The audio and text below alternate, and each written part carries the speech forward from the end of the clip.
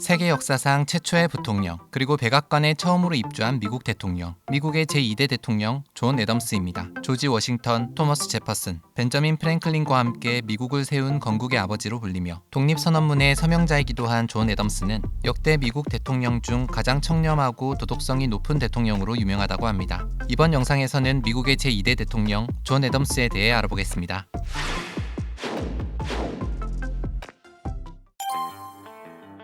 1735년 10월 30일 미국 매사추세츠주 브레인트리에 살던 아버지 존 애덤스 시니어와 어머니 수잔나 애덤스 사이에서 삼형제 중 장남으로 태어난 존 애덤스. 존의 집안은 1638년 영국에서 매사추세츠로 이주한 청교도 가문이었는데 존의 아버지는 농부이자 신발 제작자로 집안은 부유한 편이었다고 합니다. 어린 시절 존은 아버지의 농장에서 자유롭게 자라며 아버지처럼 농부가 되고 싶어 했다고 합니다. 하지만 아버지는 아들이 교육을 잘 받아 목사가 되길 바랐습니다. 존의 아버지와 어머니는 둘 다 대학을 나오진 않았지만 책도 많이 읽고 자식들의 교육에도 무척 관심이 많은 편이었습니다. 그래서 존은 아버지에게 읽고 쓰는 법을 배운 후 7살 때부터 본격적으로 학교에 다니기 시작했습니다. 그때만 해도 존은 학교에는 별 관심이 없고 밖에서 노는 일에 관심이 많았습니다. 그 중에서도 특히 사냥을 좋아했는데 공부는 늘 뒷전이었고 학교가 끝나자마자 밖으로 나가 사냥을 즐기기 일쑤였습니다. 그럼에도 아버지는 아들이 머리도 좋고 공부에도 재능이 있다는 것을 눈여겨보고 있었다고 합니다. 아버지는 존을 브레인트리의 라틴어 학교로 보내 하버드 대학을 목표로 입시 준비에 들어가게 했습니다.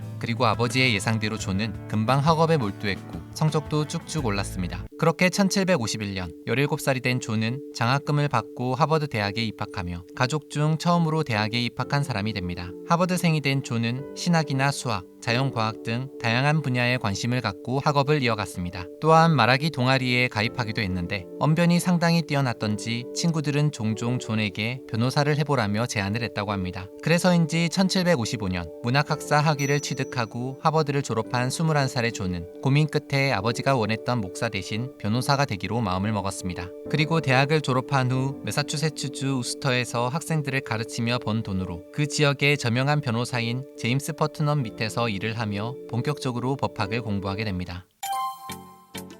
1758년 24살의 존은 드디어 변호사 시험에 합격하게 됩니다. 그리고 얼마 후 보스턴에서 변호사 사무실을 개업했습니다. 그렇게 법조인으로 사회생활을 시작한 존은 자연스럽게 아직 식민지로 있던 미국 사회에도 관심을 갖기 시작했습니다. 그러면서 1765년 영국이 만든 인지세법을 그 누구보다 적극적으로 반대하고 나서며 자신의 이름을 알리게 됩니다. 인지세법이란 영국이 프랑스와 7년 전쟁 때문에 재정 상황이 좋지 않자 식민지에서 과세를 강화해 그 비용을 해결하기 위해 만든 법 중 하나로 모든 공문서는 물론 신문이나 달력, 면허 등에 대해 인지세를 2분의 1페니에서 1파운드로 무려 10배 가까이 인상시켜 버린 것입니다. 바로 이때 존은 신문사설과 에세이를 통해 영국의 행태를 고발하고 반인지세법 투쟁을 하며 서서히 정치에도 참여를 하게 됩니다. 그런데 몇 년 후부터 존은 지금까지와는 전혀 다른 행보를 보이게 됩니다. 1770년 3월 5일 영국군들이 쏜 총에 의해 5명의 보스턴 시민이 사망한 이른바 보스턴 학살 사건이 일어났습니다.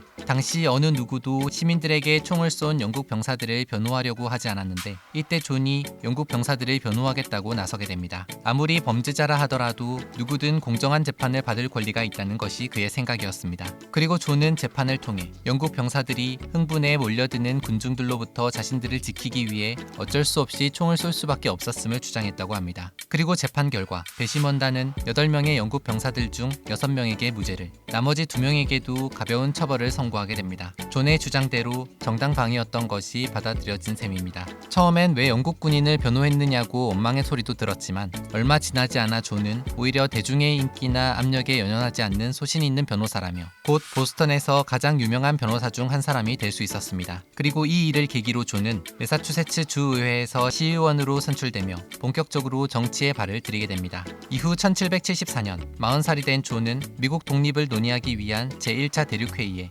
매사추세츠 대표로 선출이 돼 필라델피아로 향했습니다. 그렇게 1776년 토머스 제퍼슨, 벤저민 프랭클린 등과 함께 독립선언문 기초 작업에 참여하게 되면서 존은 미국의 독립을 위해 혼신의 힘을 다하게 됩니다.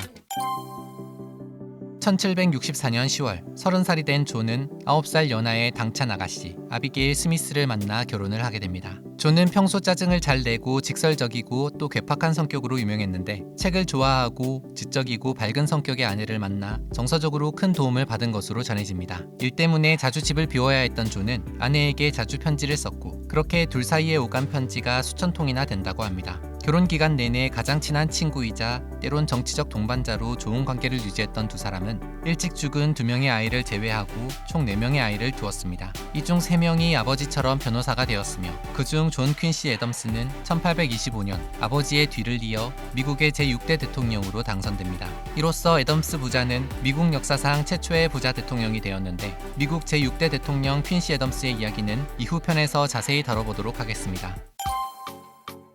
1778년 미국의 독립전쟁이 한창이던 상황에서 존은 외교관이 되어 프랑스 파리로 파견을 갔습니다. 그리고 미국의 독립을 위해 프랑스를 비롯한 유럽의 다른 나라들로부터 지원과 협조를 받기 위해 동분서주하게 됩니다. 그러다 1780년 잠시 미국으로 귀국하여 매사추세츠 헌법의 기초를 작성하는 작업에 참여하게 되었습니다. 참고로 모든 권력은 인민에게 있다. 인간의 자연권을 보장하는 내용을 담고 있는 세계 최초의 성문헌법인 매사추세츠 헌법은 8년 후 만들어진 미국 헌법의 모델이 되기도 합니다. 그 사이 미국의 독립전쟁은 막바지에 이르고 미국은 파리에서 영국과의 독립협상을 벌이게 됩니다. 이때 존은 벤저민 프랭클린, 존 제이와 함께 협상 대표로 참가했습니다. 그리고 마침내 1783년 존은 미국의 독립이 공식적으로 승인된 파리 조약에 서명한 3명의 미국인 중 한 사람으로 이름을 올리게 됩니다. 그렇게 미국이 독립한 후에도 존은 영국에 남아 미국의 첫 영국 대사가 되어 두 나라의 관계 개선을 위해 일을 했으며 또 미국이 다른 유럽 국가들과 상업조약을 맺을 수 있도록 외교관으로서 활약을 이어가게 됩니다.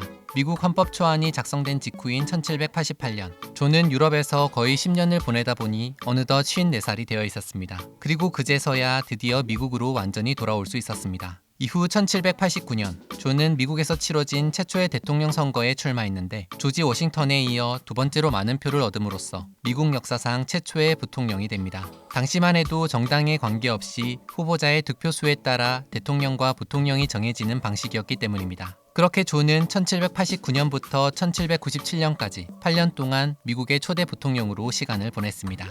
하지만 나의 조국은 지혜로운 면에서 인간의 발명이나 상상력이 생각해낸 것 중 가장 하찮은 직책을 나에게 부여했습니다. 라고 토로할 정도로 존은 부통령의 역할에 회의감을 드러냈다고 합니다. 그래서 1796년 조지 워싱턴이 대통령의 자리에서 물러난 후 존은 다시 한번 대통령 선거에 출마하게 됐고 그 결과 혁명 동지였던 토머스 제퍼슨을 단 3표 차로 이기며 미국 제2대 대통령이 되는 데 성공했습니다.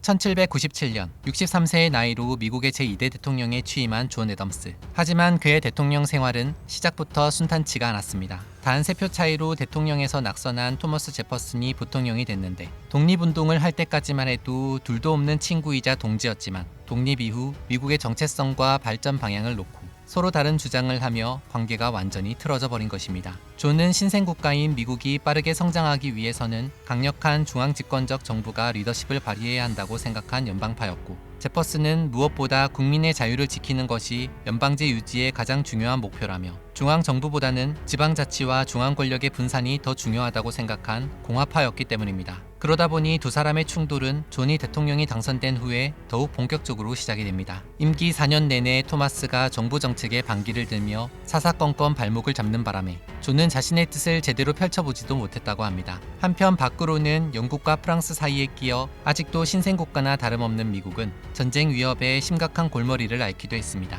대통령에 취임한 직후 존은 프랑스와 관계 개선을 위해 3명의 특사를 프랑스로 보냈지만 프랑스는 외교관도 아닌 대리인만 보낸 채 특사를 제대로 만나주지도 않고 협상의 조건으로 거액의 뇌물을 요구하고 나선 겁니다. 이것이 이른바 XYZ 사건으로 프랑스 외교관의 대리인을 XYZ로 부른 데서 붙여진 이름이라고 합니다. 이 XYZ 사건이 미국에 알려지며 프랑스의 행태에 미국 국민들은 크게 분노했고 토마스를 포함한 친프랑스 성향이었던 공화파는 역풍을 맞게 되었습니다. 존은 이 일을 계기로 1798년 미국 해군을 창설하며 프랑스의 무력 도발에 맞서는 한편 그와 동시에 프랑스와 친하게 지내는 반역자들을 잡는다는 명분으로 재류 외국인 및 선동법을 만들게 됩니다. 그런데 이 법은 실질적으로 국민의 눈과 귀를 막는 악법으로 평가받는데 토머스는 이를 놓치지 않고 정치적 공세를 이어갔습니다. 결국 1800년에 열린 대통령 선거에서 토마스가 몰표를 받아 미국의 제3대 대통령으로 당선되면서 존은 재선에 실패하고 말았습니다. 이후 존은 토마스의 대통령 취임식에도 참석하지 않고 워싱턴을 떠나 고향 매사추세츠로 내려가 버렸습니다. 사실 존도 그리 호락호락한 사람이 아니었으니 자신의 임기가 끝나기 하루 전 자기 쪽 라인인 연방파 지도자인 존 마셔를 연방 대법원장에 앉혀버렸습니다. 이후 존의 의도대로 토마스는 사사건건 사법부와 대립을 하게 됩니다. 이때 토마스는 뜻밖의 결정을 내려버렸습니다. 아예 대법원을 대통령의 권한에서 분리시켜버린 것입니다. 한마디로 토마스의 발목을 잡기 위해 만들어 놓은 존의 덫이 오히려 국가의 권력의 집중과 남용을 막는 삼권 분립이라는 역사적 성과를 만들어낸 것입니다. 1801년 고향으로 내려온 존은 이후 25년간 저술활동에 전념하며 정치 철학자이자 사상가로 시간을 보내게 됩니다. 그리고 1812년 1월 1일 퇴임한 지 10년이 훌쩍 흘러 78살이 된 존은 성공적으로 재선까지 마치고 퇴임한 토마스에게 편지를 보내며 애증 관계였던 둘은 극적으로 화해를 했습니다. 이후 두 사람은 14년간 158통의 편지를 주고받으며 정치, 철학, 문학 등 다양한 분야에 대해 의견을 나누고 토론을 했다고 합니다. 그리고 무슨 운명의 장난인지 두 사람은 미국의 50번째 독립기념일인 1826년 7월 4일 같은 날 동시에 나란히 세상을 떠나게 됩니다. 존이 숨을 거두기 몇 시간 전 토마스가 먼저 세상을 떠났는데 이를 알지 못했던 존이 세상의 마지막으로 남긴 말은 토마스가 아직 살아있는데 였다고 합니다. 그렇게 92세의 나이로 세상을 떠난 존 애덤스. 사실 존은 미국 최고의 대통령으로 꼽히는 조지 워싱턴과 토머스 제퍼슨 사이에 끼어 존재감이 좀 약한 편입니다. 하지만 역대 미국 대통령 중 가장 청렴하고 도덕성이 높은 대통령으로 꼽히고 있다고 합니다. 또 자신의 소신과 원칙은 끝까지 지키는 강직한 사람으로 건국의 아버지들 중 가장 강력하게 노예제를 반대했으며 노예가 된 사람들이 해방될 때까지 혁명은 결코 완성되지 않은 것이라 주장하기도 했습니다. 실제로 존은 살아생전 단 한 번도 노예를 소유한 적이 없었다고 합니다. 지금까지 미국 건국의 아버지들 중 한 명이자 미국 최초의 부통령 그리고 정치가이자 사상가였던 미국의 제2대 대통령 존 애덤스에 대해 알아봤습니다.